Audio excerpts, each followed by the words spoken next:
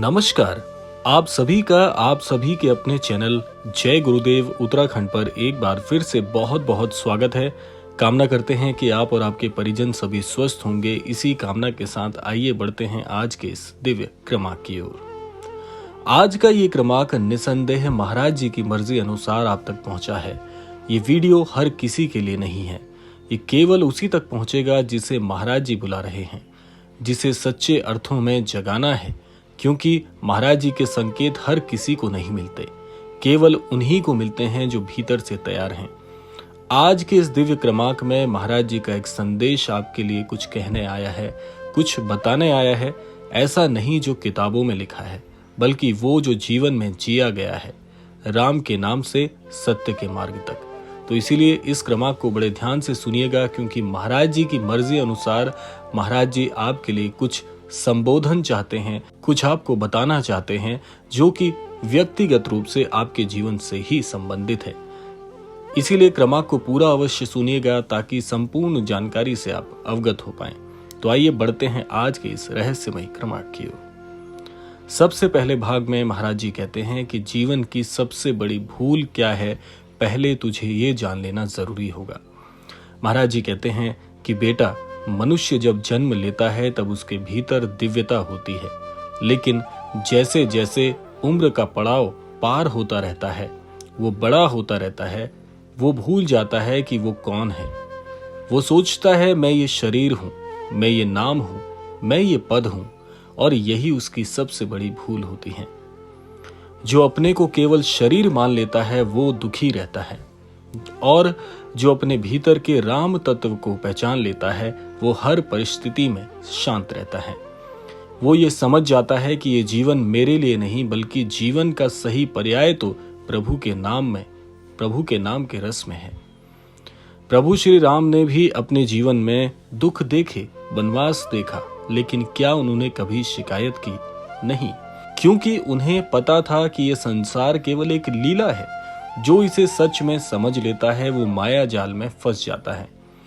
आपके जीवन में भी आज आपकी कुछ ऐसी ही स्थिति है कि आप पूरी तरह से पथभ्रष्ट हो गए हैं। आप समझ नहीं पा रहे कि जीवन के सही मायने क्या हैं। जीवन की इस भीड़ में आप भी उस भीड़ का हिस्सा बन चुके हैं। आइए जान लेते हैं भाग 2 में महाराज जी आपको क्या बताना चाहते हैं कि गलतियां जो जीवन को बर्बाद कर रही हैं, वो चीजें जो आपको पता नहीं है, लेकिन किसी न किसी कारणवश उन चीजों के ग्रसित आप होते जा रहे हैं। महाराज जी कहते हैं कि बेटा, आज के कलयुग में कुछ गलतियां हैं जो हर इंसान को नीचे गिरा देती हैं। महाराज जी आपको बताना चाहते हैं, वो कहते हैं कि मैं तुम्हें ये बातें बताता हूं, अगर तुम इन्हें टाल लोगे तो ये जीवन स्वर्ग बन जाएगा। पहली गलती महाराज जी कहते हैं कि दूसरों की निंदा करने का कार्य चाहे अनचाहे आपसे हो रहा है, चाहे इस बात को आप स्वीकार करें या ना करें। जिसकी जीभ दूसरों को गिराने में लगी रहती है, वो अपनी ही किस्मत काट रहा है। प्रभु श्री राम जी के भक्त को अपने शब्दों से पुल बनाना चाहिए, दीवार नहीं। दूसरी गलती आप क्या कर रहे हो कि जाने अनजाने असत्य बोल रहे हैं। झूठ का सहारा लेकर जो बढ़ता है वो अंततः गिरता ही है। सत्य कठिन है, सत्य को स्वीकार करना कठिन है, लेकिन सत्य स्थायी है। प्रभु श्री राम जी ने कभी छल का सहारा नहीं लिया, फिर भी वे विजयी हुए। तीसरी गलती आपसे क्या हो रही है, वो है कारण अकारण आपका क्रोध और अहंकार धीरे धीरे बलवान होता जा रहा है। अहंकार उस दीवार का नाम है जो मनुष्य को प्रभु से अलग कर देता है। जब रावण ने सोचा कि मैं सबसे बड़ा हूं, सबसे शक्तिशाली हूं, वही उसके जीवन के पतन का कारण बना। इसीलिए महाराज जी कहते हैं, जहां मैं का भाव मिट जाता है वहां प्रभु श्री राम जी अवश्य दिखते हैं। चौथी गलती आपसे हो रही है, किसी न किसी प्रकार से मन में लोभ या लालच के भाव जागृत हो रहे हैं। धन, नाम, मान ये सब साधन है, साध्य नहीं। जो इनका गुलाम बन जाता है वो खुद को खो देता है। याद रखिए, जितना आपके भाग्य में है वो बिना मांग के भी मिलेगा। प्रभु श्री राम का नाम सुमिरन करिए, सब स्वतः ही आ जाएगा। पांचवी गलती आपसे हो रही है, दूसरों के समकक्ष या दूसरों की तुलना करना। हर आत्मा अपनी यात्रा पर है। किसी का दिन जल्दी आता है तो किसी का देर से, लेकिन आपको केवल अपने कर्म और भक्ति पर ध्यान देना है। जैसे तुलसीदास जी ने कहा था, जाकी रही भावना जैसी, प्रभु मूरत देखी तिन तैसी। जैसा जिसका भाव है उसे प्रभु के वैसे ही दर्शन प्राप्त होते हैं। आइए अब जान लेते हैं कि प्रभु श्री राम जी के जीवन से सीख लेने के लिए महाराज जी आपके लिए क्या संदर्भ बना रहे हैं। महाराज जी कहते हैं कि सुनो बेटा, प्रभु श्री राम का जीवन केवल कथा नहीं है, वो एक दिशा है जो अंधकार में भी प्रकाश दिखाती है। प्रभु श्री राम जी ने वनवास स्वीकार किया क्योंकि उन्होंने कर्तव्य को प्रधान माना। आज के मनुष्य को भी यही सीखना चाहिए कि जीवन का उद्देश्य केवल सुख भोगना नहीं है। केवल अच्छा ही अच्छा हमारे भाग्य में हो ऐसा निश्चित नहीं है, बल्कि हमें तो अपने धर्म का पालन करना चाहिए, चाहे वो सुख के साथ हो या दुख के साथ। धर्म हमेशा स्थायी रहता है। धर्म का अर्थ केवल पूजा पाठ नहीं होता। बहुत से लोग इस बात को यहाँ पर काट देते हैं कि धर्म का भाव पूजा पाठ से है। ऐसा बिल्कुल नहीं है।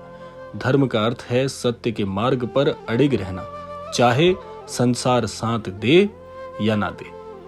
प्रभु श्री राम जी ने किसी से बैर नहीं रखा, यहाँ तक कि जिन्होंने उन्हें दुख दिया उनके लिए भी उन्होंने करुणा रखी। यही तो रामत्व है। महाराज जी अगले भाग में आपको बताना चाहते हैं कि कलयुग में धर्म अनुसार सफलता को कैसे अर्जित किया जाए। महाराज जी कहते हैं कि बेटा, कलयुग में सफलता पाने की सबसे बड़ी कुंजी अगर कुछ है तो वो है समर्पण, श्रद्धा का भाव और जीवन में सत्य का मार्ग। जो अपने कर्म में निष्ठावान है, जो अपने कार्य को भगवान का प्रसाद समझकर करता है, वही सफल होता है। आज लोग चाहते हैं कि बिना भक्ति, बिना त्याग, सिर्फ उपायों से जीवन बदल जाए, लेकिन सच्चा परिवर्तन भीतर से होता है। महाराज जी कहते हैं कि भक्ति का अर्थ ये नहीं है कि दिन भर मंदिर में बैठे रहो। भक्ति का अर्थ है हर काम में ईश्वर को देखिए। यदि आप ईमानदारी से काम करते हैं, सत्य बोलते हैं, किसी को छलते नहीं हैं, तो प्रभु श्री राम जी के मार्ग पर आप अग्रसर जरूर होगे। अगले भाग में महाराज जी बताना चाहते हैं कि दुखों से पार पाने का मार्ग इस कलयुग में क्या है, जो कि हर व्यक्ति जानना चाहता है। महाराज जी कहते हैं कि दुख आएंगे बेटा, ये संसार बिना दुख के नहीं है, लेकिन जो दुख में भी राम को याद करता है वो दुख को शक्ति में बदल देता है। राम का नाम जपना केवल रीति नहीं, वो मन की औषधि भी है। जब मन भारी हो जाता है, जब सब कुछ उल्टा लगने लगता है, तो आंखें बंद करो और कहो, हे राम, सब आपकी लीला है, मैं तो आपके चरणों में समर्पित हूँ। इसीलिए इस पूर्ण समर्पण से मुझे स्वीकार कीजिए, मेरे जीवन का उद्धार कीजिए। महाराज जी कहते हैं कि देखना बेटा, एक शांति उतर आएगी आपके हृदय में, जो शब्दों में नहीं बताई जा सकती। ये शांति ही सफलता का मार्ग प्रशस्त करेगी। अगले भाग में महाराज जी का एक बहुत अच्छा संदेश आपके लिए व्यक्तिगत रूप से है। बड़े ध्यान से इसको आप सुनना। महाराज जी कहते हैं कि बेटा, महाराज जी तेरे साथ हमेशा हैं। जिन्हें तू महाराज जी कहता है, जिन्हें तू गुरुदेव कहता है, वो हमेशा हमेशा हर पग पर तेरे साथ हैं। यहाँ तक कि इस क्रमांक को यदि तू सुन रहा है, ये वीडियो आपको यूं ही नहीं दिखा, आपको ये इसलिए दिखाई दे रहा है क्योंकि प्रभु चाहते हैं, महाराज जी की इच्छा है कि तुम भी अपने भीतर झांक कर देखो। तुम्हें भी मौका मिलना चाहिए जीवन में आगे बढ़ने का। तुम सोचते हो कि तुम्हारे जीवन में सब बिखर गया है, लेकिन सच ये है कि तुम अभी बन रहे हो, आपका निर्माण हो रहा है। प्रभु श्री राम का नाम आपको बदल रहा है, धीरे धीरे ही सही। अब से हर सुबह उठकर एक बार हनुमान चालीसा का पाठ करके देखना और शाम को एक बार श्री राम जय जय राम का जाप करके देखना। आपके जीवन की पूरी दिशा न बदल जाए तो कहिएगा। संसार का भय, असफलता का डर, सब कुछ अपने आप मिटता चला जाएगा। तेरे जीवन में जो नकारात्मक शक्तियां हैं, नकारात्मक लोग हैं, जिन्हें तू बर्दाश्त नहीं करना चाहता और तुझे पता है कि वो तेरे जीवन में स्थायी नहीं रहेंगे, एक बार महाराज जी का नाम लेकर देखना, प्रभु श्री राम जी की भक्ति में डूब कर देखना, सब कुछ अपने आप समझ में आने लगेगा। महाराज जी आगे कहते हैं कि जो लोग जीवन में प्रभु श्री राम जी के नाम का सहारा लेते हैं, इस कलयुग रूपी भवसागर से पार उतारने वाला प्रभु का नाम बहुत ही दुर्लभ है। अब जान ले अपने जीवन में महाराज जी क्या तुझे बताना चाहते हैं। महाराज जी कहते हैं कि बेटा, ये संदेश केवल तुम्हारे लिए था, क्योंकि तुम अब तैयार हो अपने भीतर के प्रभु श्री राम को देखने के लिए। संसार के छल, माया और झूठ के बीच केवल सत्य ही आपका साथी है। कभी अकेला महसूस ना करना, क्योंकि बाबा हर वक्त आपके साथ हैं। जो सच्चे मन से पुकारता है, जब मन टूटने लगे, याद रखना प्रभु श्री राम जी का नाम ही सबसे बड़ा सहारा है। बाबा जी हमेशा कहते हैं कि जो भी एक बार प्रभु श्री राम जी की शरण में चला जाता है, उसका जीवन अपने आप भवसागर से पार उतर जाता है।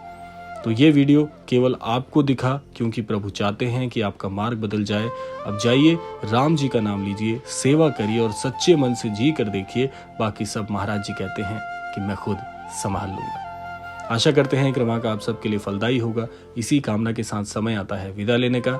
यही कामना करना चाहूंगा कि श्री महाराज जी सभी को सन्मति और सद्बुद्धि की प्राप्ति कराएं और इस संपूर्ण सृष्टि का, इस संपूर्ण लोक का कल्याण हो। इसी कामना के साथ विदा लेते हैं। मिलते हैं अगले क्रमांक में। तब तक के लिए जय श्री राम, जय गुरुदेव, जय उत्तराखंड।